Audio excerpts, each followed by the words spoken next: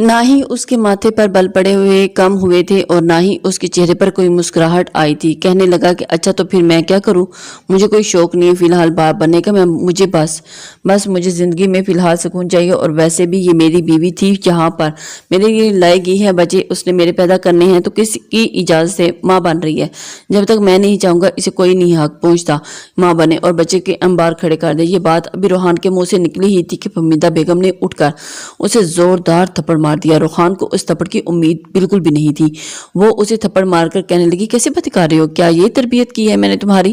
تمہیں کوئی پرواہ بھی ہے کہ نہیں؟ ارے وہ لڑکیاں تو خوش نصیب ہوتی ہیں جو شادی کے فوراً بعد اس درجے پر فائز ہو جاتی ہیں، ورنہ جانتے بھی ہو اپنے خاندان میں تمہاری کتنی مثالیں موجود ہیں۔ شادی کو سالوں گزر جاتے ہیں اور اولاد کی نعمت کے لیے لوگ در بدر کے دھکے کھا رہے ہیں، اور اس سے تم کس لہجے میں بات کر رہے ہو؟ بچے آئیں گے، تمہارے سکون میں اضافہ ہوگا، تمہاری زندگی میں رونق آ جائے گی۔ پھر بھی فہمیدہ بیگم کو کہاں پتا تھا کہ وہ جس سکون کی تلاش میں ہے وہ اسے بچوں سے نہیں بلکہ نور سے ہی چاہیے تھا۔ ایک گہری سانس خارج کر کے فہمیدہ بیگم چپ ہوئی تھی، لیکن روحان غصے سے گھور کر اسے دیکھ رہا تھا، جس سے کہنے لگا، سارا کیا دھرا تمہارا ہے نا، شاباش، ہر چیز کو اپنی طرف کر لو، میری ماں کو بھی تم نے ہی قابو میں کر لو، میرے خلاف سارا دن جہاں بیٹھ کر تم انہیں بھڑکاتی رہا کرو۔ اتنی محبت جو شوہر اپنی بیویوں سے کرتے ہیں نا، ارے وہ تو اس کے قدم دھو دھو کر پیتی ہیں، اور تم یہاں پر میری ماں کو ہی میرے خلاف بھڑکا رہی ہو۔ روحان کمرے سے باہر جا چکا تھا اور نور اس کی باتیں سن کر ایک دم پریشان ہوگی اور وہ اس کے پیچھے گئی تھی۔ نور کہنے لگی کہ روحان میں نے اس سے کچھ بھی نہیں کہا، پلیز پلیز میری بات سنیے، 2 منٹ رکیے تو صحیح۔ مگر روحان گاڑی میں بیٹھ کر باہر جا چکا تھا۔ فہمیدہ بیگم نے اسے پکڑ کر اپنے کمرے میں لے گئی تھی اور کہنے لگی کہ دفع کرو اسے پتہ نہیں اس کے دماغ میں کیا حرافات چل رہی ہیں، تم بس اپنی صحت کا خیال رکھو۔ وہ ایک بار پھر سے اسے سمجھانے میں پھر سے رونے لگی۔ اسے خوف آ رہا تھا کہ نہ جانے رات کو وہ اس کے ساتھ کیسا جب روحان کسی پیر واپس آئے گا تو اس کے ساتھ کیسا سلوک کرے گا۔ نور کو آپ فکر ہونے لگی تھی۔ فہمیدہ بیگم کسی طرح بس بہو کے سامنے اپنے بیٹے کی تعریفیں کرنا چاہتی تھی۔ کہنے لگی کہ بیٹا فکر مت کرو، بس لاڈلا ہے نا میرا اکلوتا بیٹا، آج تک اسے ہم سب سے محبت ہی تو ملی ہے، یہی وجہ ہے کہ وہ میرا لاڈلا ایسا رد عمل دے رہا ہے۔ جب تم ماں بن جاؤ گی نا، گود میں بچہ لیے اس کے سامنے ہوگی تو پھر دیکھنا یہ اولاد اپنی اولاد پر جان مارے گا۔ فہمیدہ بیگم کو نور کو ریحان کے بچپن کی باتیں بتانے لگی اور اس کا رویہ کچھ بہتر ہو چکا تھا، وہ فریش ہو چکی تھی اور دل میں یہ سوچنے لگی کہ واقعی روحان کو بچوں کو اپنانے کے لیے وقت چاہیے، کچھ عرصے تک ٹھیک ہو جائے گا۔ لیکن یہ سب اس کی غلط فہمی تھی، وہ نہیں جانتی تھی کہ اس کے ساتھ آگے کیا ہونے جا رہا ہے۔ اس کی طبیعت کچھ سنبھلی تو اس نے اپنے ہاتھوں سے روحان کے لیے کھانا بنایا اور رات کو کھانے کی میز پر روحان بیٹھا تھا، نہ وہ اپنی ماں کی طرف دیکھ رہا تھا اور نہ ہی اپنی بیوی کی طرف۔ فہمیدہ بیگم نے تو اسے اپنے سینے سے لگا کر تھپڑ لگانے کی بھی معافی مانگ لی تھی، لیکن نور کو یوں نظر انداز کر رہا تھا جیسے سب کیا دھرا اسی کا اس کے سامنے موجود ہی نہ ہو۔ اس کے باوجود نور خود کو خوش رکھ رہی تھی اپنے بچے کی خاطر۔ رات کو کچن سمیٹنے کے بعد اس نے اپنے اور روحان کے لیے دودھ گرم کروایا اور سونے سے پہلے فہمیدہ بیگم چائے پیتی تھی، اور ان کے کمرے میں چائے بھجوانے کے بعد وہ اپنے کمرے میں گرما گرم دودھ ٹرے میں رکھے خود ہی کمرے میں لے کے جا رہی تھی، اور جیسے ہی دروازے کو کولی کی مدد سے دھکیلنا چاہا تو لاک تھا۔ نور نے روحان کو آواز دی کہ روحان دروازہ کھولیے، میں دودھ لے کر آئی ہوں۔ پہلے تو وہ کچھ نہ بولا، پھر اس کے بار بار دروازہ دستک دینے پر وہ کہنے لگا، میں کیا کروں، مجھے نہیں پینا۔ نور مذاقن ہنس کر جان بوجھ کر کہا، ارے فہمیدہ بیگم آنٹی آپ دیکھیے نا، روحان دروازہ نہیں کھول رہا۔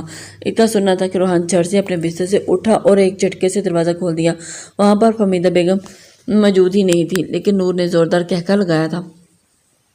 وہ کمرے میں داخل ہوئی کہ اس سے پہلے کہ روحان کو کچھ کہتی، روحان نے اگلے ہی پل غصے سے اس کے بازو کو جھنجھوڑا تھا تو گرما گرم دودھ کا گلاس نور کے ہاتھ پر گر چکا تھا اور وہ پیٹ پر گر چکے تھے۔ درد سے بلبلا اٹھی تھی اور اس سے پہلے کہ وہ چلاتی، فرحان نے اس کے اوپر ہاتھ رکھ کر کہنے لگا، کیا خبردار تمہارے منہ سے ایک بھی آواز نکلی تو وہ درد سے اور جلن سے چلاتے ہوئے خود کو چھڑوا رہی تھی۔ آنکھوں میں پانی آ چکا تھا، لیکن روحان اسے دھکا مار کر کہنے لگا، یہ دفعہ ہو جاؤ اس کمرے سے، میری بیوی بن کر اس کمرے میں رہنا چاہتی ہو تو ٹھیک ہے، نہیں تو بلکہ بچہ پیدا کرنے والی مشین، ایک موٹی گائے، ایک بوڑھی عورت بننا چاہتی ہو تو دفعہ ہو جاؤ جہاں سے، میرے کمرے میں تمہاری کوئی جگہ نہیں ہے۔ وہ اسے دھتکار کر سائڈ پہ ہو گیا۔ ابھی تک اس کے پیٹ اور ہاتھ پر دودھ گرنے سے جلن ختم نہ ہوئی تھی کہ وہ اپنا توازن برقرار نہ رکھ سکی اور جا کر ریکنگ سے لگی، پیٹ میں درد کی شدید تکلیف ابھرنے لگی اور ڈر سے وہ چلائی تھی۔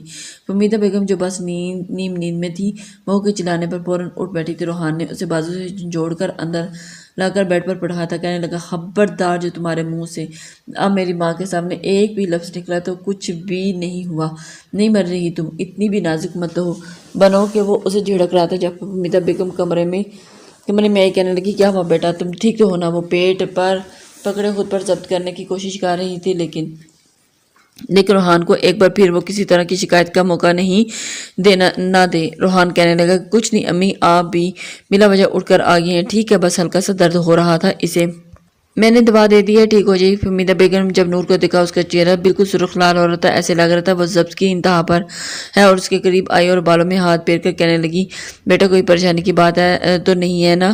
مجھے بتاؤ، مجھے تمہاری طبیعت ٹھیک نہیں لگ رہی، اگر کہو تو میں تمہیں ڈاکٹر تمہارے پاس یہیں سو جاتی ہوں۔ وہ بڑے پیار سے اس کی جانب اس کے بالوں پر ہاتھ پھیر کر پوچھ رہی تھی لیکن پیچھے کھڑے روحان ہاتھ کے اشارے سے اسے منع کر رہا تھا، گھور کر کہہ رہا تھا کہ خبردار جو تم نے ہمیں بری تو پھر تم دیکھنا۔ وہ گہری سانس خارج کر کے کپاتی ہوئی آواز میں کہنے لگی کہ نہیں آنٹی میں ٹھیک ہوں، آپ پریشان نہ ہوں، بلا وجہ اٹھ کر آ گئی ہیں، یہ تو بس ایسے ہی چکر سے آ گئے تھے اور دودھ کا گلاس میرے ہاتھ سے چھوٹ گیا تھا۔ وہ روحان مرہم لگا دیں گے تو میں ٹھیک ہو جاؤں گی۔ اس نے یہ الفاظ کہے تو فہمیدہ بیگم بھی اس کی وہاں سے جا چکی تھی لیکن جانے سے پہلے وہ اپنی نگرانی میں ہی اسے روحان سے اس کے ہاتھ پر مرہم ضرور لگوائی تھی۔ جیسے وہ کمرے سے گئی تو اس نے اپنے ضبط کا دامن چھوڑ دیا اور آنکھوں میں آنسو روک نہیں پا سکی تھی اور وہ کہنے لگی مجھے بہت درد ہو رہا ہے روحان، پلیز کچھ کرو، پلیز مجھے ڈاکٹر کے پاس لے جائے، مجھے بہت تکلیف ہو رہی ہے، پلیز روحان آپ کیوں کرتے ہیں ایسے میرے ساتھ، ایسے تکلیف کیوں، ایسے کہا میرا ذرا سا بھی احساس نہیں ہے، میں بھی تو انسان ہوں، آپ کی بار وہ جیتی جاتی انسان ہوں، کیا آپ میری حالت پر رحم نہیں آتا؟ ایک طرف آپ کہتے ہیں کہ آپ کو مجھ سے محبت ہے اور میری جدائی برداشت نہیں کر سکتے اور دوسری جانب آپ کا یہ رویہ، یہ سب محبت تو نہیں کراتی، یہ تو حسن پرستی کراتی ہے کہ آپ صرف اور صرف میرے حسن سے محبت کرتے ہیں، آپ کو میرے ساتھ کوئی لگاؤ نہیں، میرے خد و حال سے محبت کرتے ہیں اور اس کے علاوہ اور کچھ بھی نہیں، آپ کو میرے سامنے کوئی سروکار نہیں۔ روحان نے جب یہ سنا تو اگلے ہی پل اس کی کنپٹی میں سلتے ہوئے کہنے لگا کہ بس بھی کرو، کیا فلسفی لے کر بیٹھ گئی ہو؟ تمہارے ساتھ شادی کر لی تو کیا اتنا کافی نہیں ہے کہ ابھی سے رونا دھونا مچا دیا ہے؟ تم ادھر دکھاؤ، زیادہ تو نہیں جل گیا ہاتھ تمہارا؟ یہ کہہ کر وہ اس کے قریب بیٹھ چکا تھا اور اگلی بار اس نے اس کے جلے ہوئے پیٹ پر بھی دوا لگانا شروع کر دی تھی جو ہلکا ہلکا سرخ ہو رہا تھا اور آنکھیں موندے لیٹی ہوئی تھی۔ ابھی بھی وہ درد کی ٹیسیوں سے پیٹ میں اٹھتی ہوئی محسوس ہو رہی تھی اور ایسے لگ رہا تھا جیسے پیٹ کے اندر کوئی چیز کٹ رہی ہو۔ وہ بار بار کہہ رہی تھی لیکن روحان مجھے درد ہو رہی ہے، پلیز مجھے ڈاکٹر کے پاس لے چلیں، کہیں کوئی انہونی نہ ہو جائے، لیکن بار بار روحان اسے منہ سے یہ سب کچھ سن کر اس نے دراز سے ایک پین کلر نکال کر اسے کھانے کو دے دی تھی اور منع بھی کرتی رہی کہ نہیں روحان ایسی حالت میں پین کلر وغیرہ نہیں لیتے، دوائیاں نہیں کھائی جاتی۔ ڈاکٹر نے اسے سختی سے منع کیا ہوا تھا لیکن روحان زبردستی اسے وہ پین کلر کھلا چکا تھا اور منہ دوائی دے کر پانی پلا چکا تھا۔ کہنے لگا کہ بلا وجہ ہی ڈاکٹرز نے تماشا بنا رکھا ہے، ایسا کچھ نہیں ہوتا، خود بیگ بھر کر جو دوا دے دیتے ہیں ان کو دوائی دکھائی نہیں دیتی، گھر سے کوئی دوا لے لیں تو وہ یہ ہے وہ ہے، پتہ نہیں کیا ہے۔ دوا کا اثر فوراً ہوا تھا، کچھ دیر بعد درد کی شدت میں کمی آ چکی تھی۔ روحان اس کے قریب لیٹ چکا تھا اور کہنے لگا کہ اب تم کچھ بھی نہیں بولو گی، سمجھی بیوی ہو تم میری اور کیا پیار محبت کے کسے چھیڑ رکھے تھے تم نے؟ یہ میری محبت ہی ہے نا جو میں تمہیں سونے نہیں دیتا، رات بس جگائے رکھتا ہوں اور تم پر اپنی شدتیں لٹاتا رہتا ہوں۔ بتاؤ بھلا اگر مجھ میں کوئی دلچسپی نہ ہوتی تو تم سے یہ محبت بھی نہ ہوتی تو کیا میں یوں تمہیں رات بس جگا کر رکھتا؟ میں تو تمہیں منہ تک نہ لگاتا۔ کیا تم نے وہ شوہر نہیں دیکھے جو بیوی کے قریب آتے ہی نہیں اس سے الجھن محسوس کرتے ہیں اور ان سے آنے والی لہسن پیاز کی بدبو ان کے قریب بھی نہیں بھٹکنے دیتی؟ وہ دوسری شادی کر لیتے ہیں اور تمہیں تو شکر ادا کرنا چاہیے، تمہیں تو خوش ہونا چاہیے کہ تمہارا شوہر تمہارے حسن پر فدا ہے۔ یہ سن کر نور کا دل سہم چکا تھا، وہ اس کی ہوس پرستی کو ہی محبت سمجھ کر خاموش ہو چکی تھی جب باتوں میں وہ ایک بار پھر سے اسے اپنے قریب لانے لگا تھا اور اپنا آپ اسے سونپ کر پیار سے کہنے لگی۔ ایک آخری بار اس نے کہا تھا کہ پلیز روحان ایسا مت کریں، ڈاکٹر نے سختی سے منع کیا، مجھے تکلیف ہو رہی ہے۔ لیکن روحان اس کا چہرہ اپنے ہاتھوں میں تھام کر کہنے لگا کہ پلیز جان، صرف ایک بار مجھے اپنے پاس آ کر مجھے اپنی ساری تشنگی مٹانے دو۔ اس کے بعد میں تمہارے پاس نہیں آؤں گا، میں وعدہ کرتا ہوں، صرف اور صرف آج کی رات کے لیے۔ وہ جتنی بھی تکلیف ہوئی تھی اس نے ایک بار بھی اپنا آپ اس کے حوالے کر دیا تھا، اور ڈاکٹر کی ہدایات کے باوجود اپنا آپ اسے سونپ چکی تھی۔ رات کے 2 بج چکے تھے، لیکن روحان تو بس کرنے کا نام ہی نہیں لے رہا تھا، اور اب اسے اکتائے ہوئے لہجے میں اس پر بے ہوشی سی طاری ہونے لگی تھی۔ کہنے لگی پلیز پلیز پلیز بس کر دیجئے، مجھے چکر آ رہے ہیں، مجھے اپنی نیند آنکھوں کے سامنے موت دکھائی دے رہی ہے۔ لیکن روحان اس سے چند لمحوں کی مہلت مانگتا ایک بار پھر اس میں کھو چکا تھا، اور ایک وقت ایسا بھی آیا کہ جب وہ دنیا سے بیگانی اپنی آنکھیں مید چکی تھی اور اس پر بے ہوشی طاری ہونے لگی تھی، اور وہ مسلسل اس کے منہ پر انگلیاں پھیرتے ہوئے اسے کہہ رہا تھا کہ نہیں نہیں، آنکھیں بند مت کرنا، آنکھیں ادھر دیکھو میری طرف، میرے ساتھ دو، ادھر دیکھو۔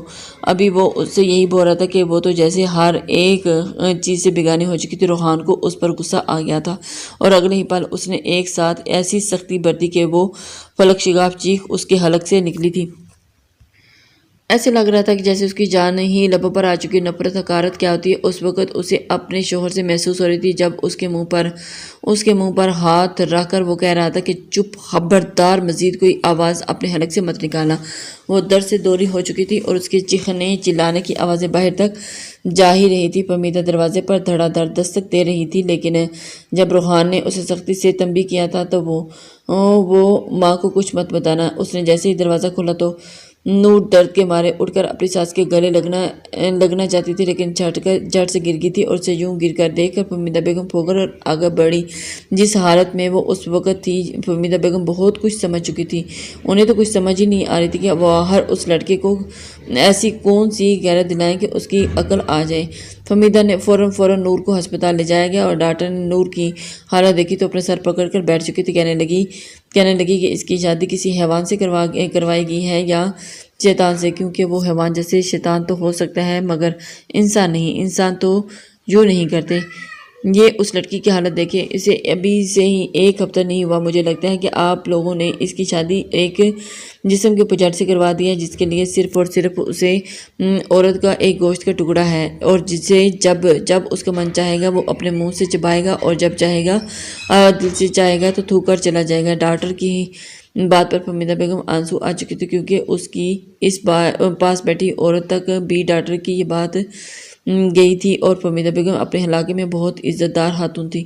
خاندان پڑوس کی عورتیں ان عزت کی نگاہ سے دیکھتی تھی، اور یہ عورتیں بھی اچھے حادثے سے جانتی تھی کہ سبھی ایک دوسرے سے منہ چھپانے لگی۔ ڈاکٹر کا کہنا تھا کہ آپ کی بہو کا بچہ ضائع ہو چکا ہے، مبارک ہو آپ کو، آپ تو یہ خوشی اس کے موقع پر مٹھائیاں بانٹنی چاہیے، جشن منانا چاہیے۔ بتائیے کال کر کے اپنے بیٹے کو۔ آج سے پہلے وہ ڈاکٹر کسی کے ساتھ جو پرسنل نہیں ہوئی تھی، مگر آخر کو وہ بھی ایک انسان تھی، کتنا برداشت کرتی۔ جو ظلم اس بچے پر کیا جا رہا تھا، مزید اسے برداشت کرنا ناممکن ہے، کیونکہ وہ فہمیدہ بیگم کی ہی عمر کی ایک عورت تھی جو اس طرح کے معاملات کی پیچیدگی اچھے سے سمجھ سکتی تھی۔ اور وہی جب نور کو پتہ چلا کہ اس کا بچہ اس دنیا میں آنے سے پہلے ہی جا چکا ہے تو وہ پھوٹ پھوٹ کر رونے لگی تھی۔ اس کی طبیعت کافی خراب تھی، اور وہ یہ دکھ برداشت نہیں کر پا رہی تھی۔ وہ سوچ بھی نہیں سکتی تھی کہ اس کے ساتھ اس طرح ہو جائے گا۔ بلڈ پریشر بار بار لو ہو رہا تھا۔ نور کی ماں بھی وہیں پر آ گئی تھی، اور ساس نے اس کے سامنے ہاتھ ہی جوڑے تھے کہ اپنی ماں کو مت بتانا، میں سب کچھ سنبھالوں گی۔ وہ اپنے دل میں یہ سوچ کر بے چین ہو رہی تھی کہ کیا کرے، ماں کو بھی کچھ نہ پتا ہے، اور جیسے ہی اس نے اپنی ماں کو اپنے سامنے دیکھا تو ان کی گلے لا کر بلک کر رو رہی تھی، اور انہیں سب کچھ بتا دیا۔ فہمیدہ بیگم نے ان کے سامنے اپنے ہاتھ دکھا کر کہنے لگی کہ گزشتہ رات کس طرح درندگی کا مظاہرہ روحان نے اس کے ساتھ کیا تھا، اس نے انہیں ساری حقیقت بتا دی تھی، اور پھر دونوں ہی عورتوں کو اس پر شدید غصہ آ چکا تھا۔ فہمیدہ بیگم نے تو گھر جا کر روحان کو گریبان سے ہی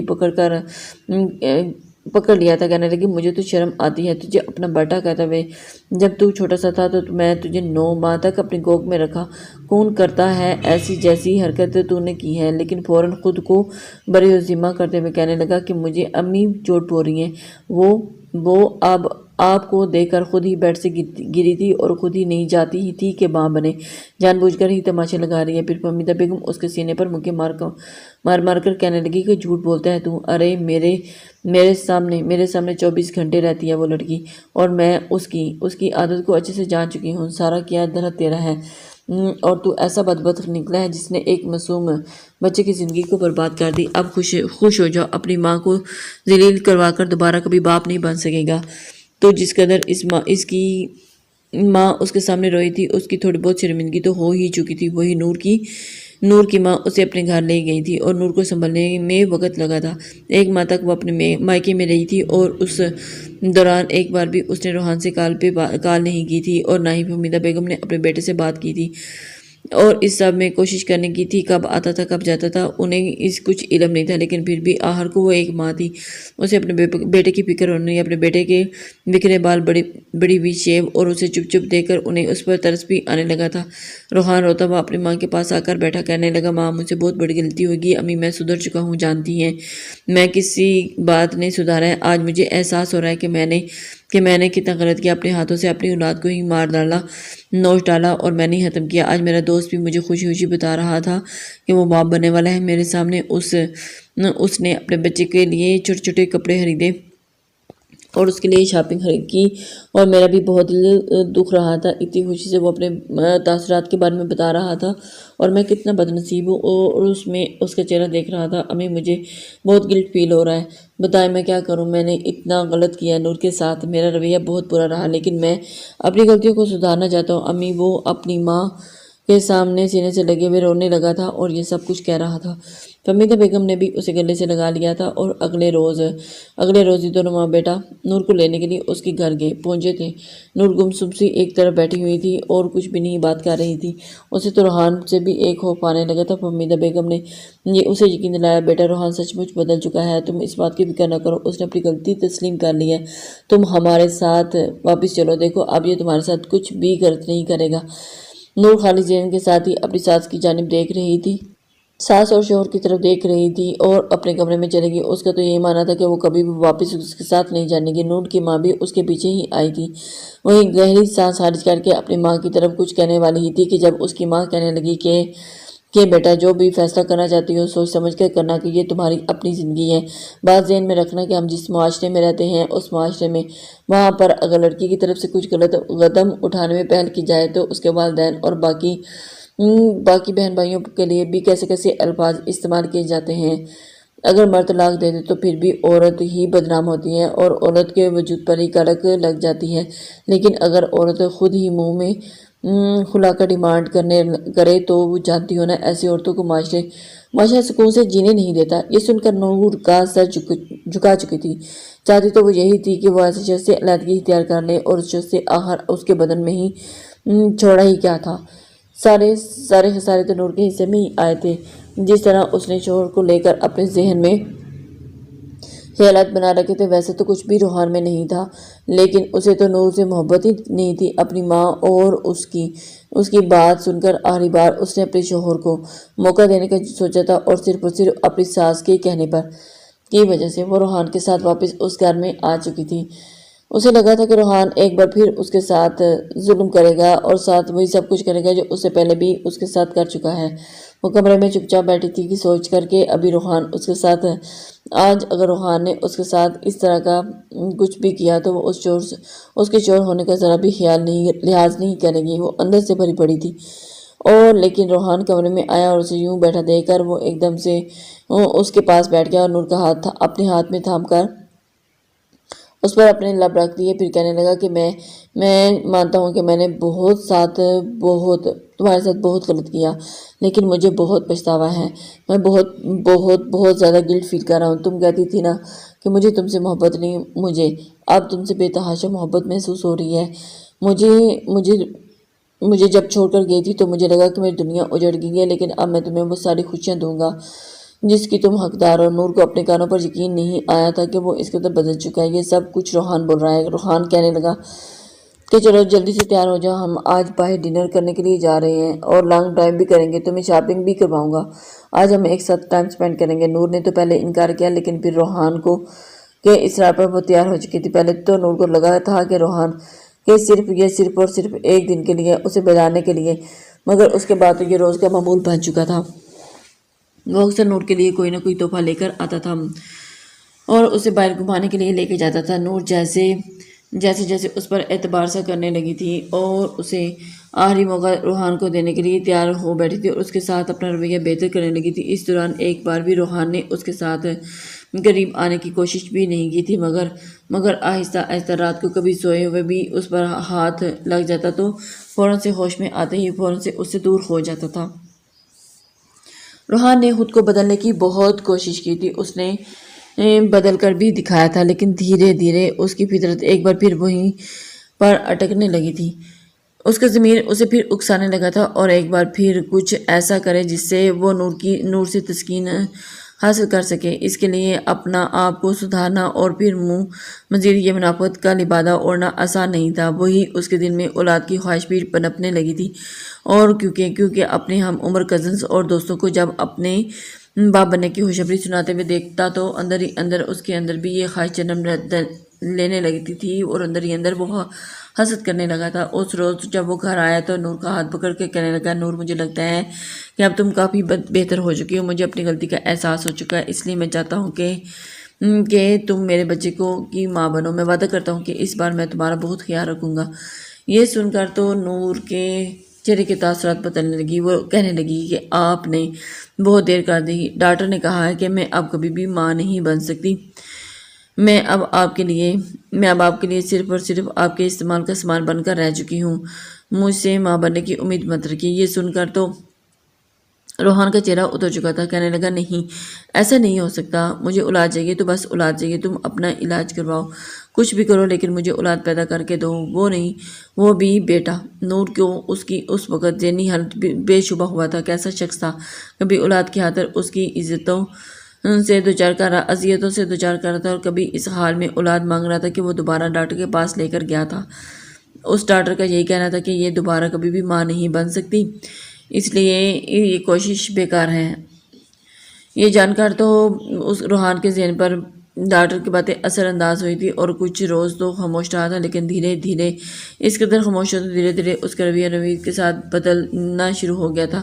بات پر اس پر بگڑنا شروع، اسے باج کہنے کے طعنے دینا تھا، جہاں تک اس پر ہاتھ اٹھانے لگتا۔ فہمیدہ بیگم تو دن بدن اس کے گھر پر اس کے شور شرابے اور ڈپریشن سے بستر پر جا لگی تھی اور ہر وقت ملازمہ ان کا خیال رکھتی تھی، کبھی کبھار کمرے سے باہر نکلتی ورنہ کمرے میں ہی رہتی۔ ایک روز روحان نے گھر آ کر یہ خبر سنائی کہ میں دوسری شادی کر رہا ہوں، مجھے تم جیسی بنجر زمین کے ساتھ نہیں رہنا۔ نور کا تو غصے سے برا حال ہو چکا تھا، وہ چہرہ سرخ ہو چکا تھا، کہنے لگا کہ زبان بند رکھو اپنی، تمہاری وجہ سے ہی اس حالت تک پہنچی ہوں اور اب کے، ورنہ میں بالکل صحت مند تھی۔ شرم آنی چاہیے تمہیں، تم جیسا مرد جس کی خاطر میں نے اپنا آپ گنوا دیا، آج مجھے ایسا کہہ رہا ہے۔ روحان نے غصے میں آ کر اسی وقت اسے طلاق دے دی تھی اور کہنے لگا کہ دفع ہو جو میری نظروں کے سامنے سے، اور میں تمہیں ایک پل بھی یہاں پر برداشت نہیں کر سکتا، اور میں دوسری شادی کروں گا جو تم سے زیادہ خوبصورت اور ویل ایجوکیٹڈ ہوگی اور مجھے میرا وارث پیدا کر کے دے گی۔ جیسے ہی فہمیدہ بیگم نے گھر میں گھومتے یہ الفاظ سنے تو انہیں ہارٹ اٹیک آیا۔ نور تو پھر روتی واپس اپنے ماں باپ کے پاس جا چکی تھی۔ وہیں فہمیدہ بیگم کی موت کی خبر روحان پر بجلی کی طرح بن کر گری تھی اور اپنی ماں کے مرنے کے بعد اس نے اپنی دوست کی مدد سے ایک لڑکی کا رشتہ ڈھونڈا تھا جو کہ پڑھی لکھی اور ماڈل تھی، بلا شبہ نور سے زیادہ خوبصورت تھی۔ 3 ماہ کے بعد ہی اس نے اس لڑکی سے شادی کر لی تھی اور اپنی بیوی بنا کر اس کو گھر میں لے آیا تھا اور اس کے ساتھ بھی وہی سب کچھ ہونے لگا تھا جو نور کے ساتھ کیا کرتا تھا، مگر وہ لڑکی بے حد شاطر اور چلاک قسم کی لڑکی تھی۔ بہانے سے اس نے روحان کا گھر اور جائیداد دھیرے دھیرے اپنے نام کروانا شروع کر دیا تھا۔ شادی کے 4 ماہ بعد ہی وہ پریگننٹ ہوئی اور روحان کی خوشی کا کوئی ٹھکانہ نہیں تھا۔ مگر تم مجھے وارث ہی پیدا کر کے دینا۔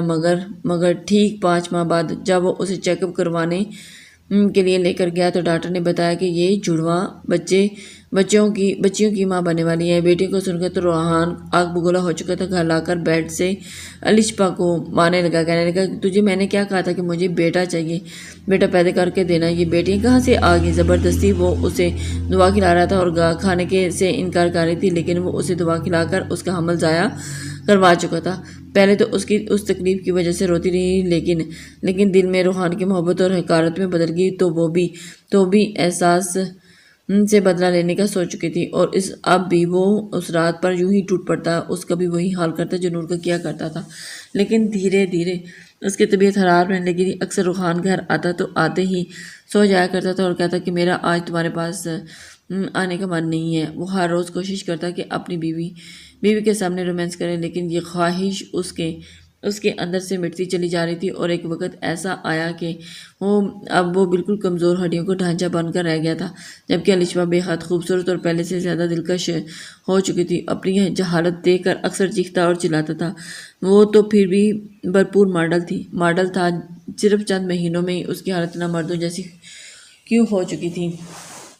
اس روز وہ ویل چیئر پہ بیٹھا سوچ رہا تھا۔ ایک ہفتہ پہلے ہی آفس سے واپس آتے ہوئے اس کا ایکسیڈنٹ شکار ہو کر اپنی ٹانگیں توڑوا چکا تھا، اور الشبہ نے اس کے قریب فرش پر بیٹھ کر اپنے ہاتھ اس کے سینے پر رکھ کر اور کالر کے بٹن بند کرتے ہوئے کہنے لگی کہ بہت شوق تھا نا تمہیں ساری رات یہ سب کچھ کرنے کا، بس جو ظلم تم نے مجھ پر کیا تھا نا اور اپنی سابقہ بیوی پر، اسی کی سزا ہے۔ میں نے تمہیں یہ قدم تو نور کو اٹھانا چاہیے تھا، مگر شاید اس میں اتنا کانفیڈنس نہیں تھا جو تمہیں برداشت کرتی رہی، اور دو لڑکیوں کی زندگی برباد کر لی اور معصوم جانوں کو اپنے ہاتھوں سے مارنے کی تمہیں یہی سزا دوں گی۔ ساری زندگی تمہارے ساتھ اس گھر میں رہ کر بھی تمہیں نامرد پکاروں گی، تمہارے ہاتھوں میں چوڑیاں پہناؤں گی، اور تمہیں، کیونکہ تم جیسے حیوان صفت مرد ہی اسی قابل ہوتے ہیں۔ یہ کہہ کر اپنے بازو پر بیگ لگائے باہر نکل گئی تھی، اور جبکہ روحان چلاتا ہوا ویل چیئر سے گر چکا تھا، اس کے لیے یہ بات ناقابل قبول ہو گئی تھی کہ یہ سب کچھ برداشت ہی نہیں کر سکتا تھا، مگر یہی اس کے ساتھ ہونا تھا۔ اس نے عورت کو صرف اپنی تسکین کا سمجھ لیا تھا، اور جیسے ہی نور کی عدت پوری ہوئی تھی اس کے لیے رشتے آنا شروع ہو چکے تھے۔ نور کا ایک کزن ارباز، جو کہ دبئی میں ہی تعلیم حاصل کر کے بزنس مین بن چکا تھا، جب سے جوانی میں قدم رکھا تھا تب سے ہی نور پر وہ فدا ہو چکا تھا، لیکن اچانک نور کی ہونے والی شادی کے بارے میں سن کر تو وہ اندر تک ٹوٹ چکا تھا۔ لیکن جب اسے نور کی طلاق کی خبر ملی تو وہ پاکستان آ کر اس نے اپنی ماں اور بڑی بہن کو رشتے کے لیے بھیج چکا تھا۔ نور نے پہلے تو انکار کیا تھا، لیکن جب نور کی حالہ بار بار واسطے دینے لگی تو اس نے خود ارباز سے ملنے کا کہا، اور ارباز کے لیے تو آج بھی وہ بالکل ویسی ہی تھی۔ اس نے ارباز کو مل کر ڈھکے چکے الفاظوں میں ساری سچائی بتا دی تھی، اور یہ بھی کہ وہ کبھی ماں نہیں بن سکتی تھی، لیکن اس کے باوجود ارباز نے اپنا چکا تھا، لیکن صرف اور صرف اپنی ماں کی خاطر اس نے یہ شادی کی تھی، اور اسے لگا کہ جیسے باقی مرد بھی ویسے ہی ہوں گے جیسے روحان تھا۔ جس قدر عزت اور اپنائیت کے ساتھ ارباز نے اسے دی تھی، وہ تو اس محبت سے سرشار ہو گئی تھی، اور شادی کے 8 ماہ بعد اچانک نور کی طبیعت خراب ہونے لگی، اور ارباز فوراً آفس سے گھر آنے لگا، اور ڈاکٹر نے جب اسے بتایا تو ڈاکٹر کی بات کا کہنا تھا کہ وہ ماں بننے والی ہے۔ نور حیران تھی کہ بابا جی ممکن کیسے تھا؟ اچھا کچھ نہیں، ڈاکٹر سے اس بارے میں بات تو کی، تو ڈاکٹر کا یہ کہنا تھا کہ بعض دفعہ کچھ مسائل ایسے ہو جاتے ہیں جس کے بعد ہم ڈاکٹرز بھی غلط پیشن گوئی کر دیتے ہیں، لیکن اب پوری طرح سے صلاحیت سے محروم نہیں ہوئی تھی۔ بس یہی وجہ تھی کہ آج یہ خوشخبری آپ کے سامنے ہے۔ نور نے مسکراتے ہوئے خدا کا شکر ادا کیا تھا، اور ارباز کا ہاتھ پکڑ کر ہسپتال سے باہر نکل آئی۔ لسنرز، امید کرتی ہوں کہ آپ کو آج کا ناول پسند آیا ہوگا۔ اپنے کمنٹس لائک اور شیئر ضرور کر دیا کریں، اس سے ہماری حوصلہ افزائی ہوتی ہے۔ نیکسٹ ناول تک کے لیے اجازت چاہتے ہیں۔ اللہ حافظ۔ نہ ہی اس کے